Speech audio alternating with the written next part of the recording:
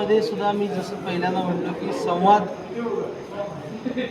नसल्यामुळं, एकमेकांशी बोलणं नसल्यामुळे या विषयावर हा गोंधळ निर्माण झाला.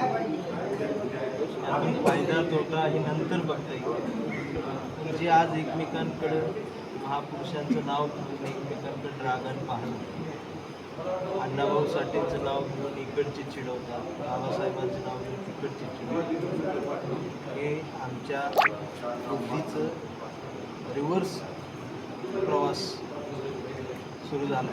वैचारिक शांतपण संपत चाललं आणि वैचारिक शांतपण संपल्यानंतर या आरक्षणाला उपयोगी मेंढर घेतील तशी कसा ही यांची बुद्धी आहे. दोन्हीकडची संवाद होणं महत्त्वाचं आहे. महापुरुषांचं नाव न घेता काय असेल ती लढा पूर्वी करत सरकारचं काम आहे. त्याच्याशी भांडा एकमेकांना भांडू नका. मोर्चे आंदोलनं करत असताना या एकतेला, कारण दोन्हीकडं सामंजस्याची भूमिका घेणारी फार मोठी माणसं वर्ग यांची संख्या जास्त आहे.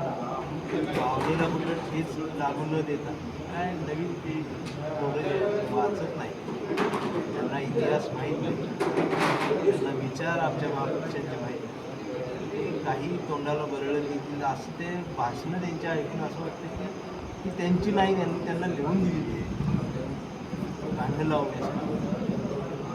कुणी काहीतरी बोलल्यानंतर आक्रोश करणे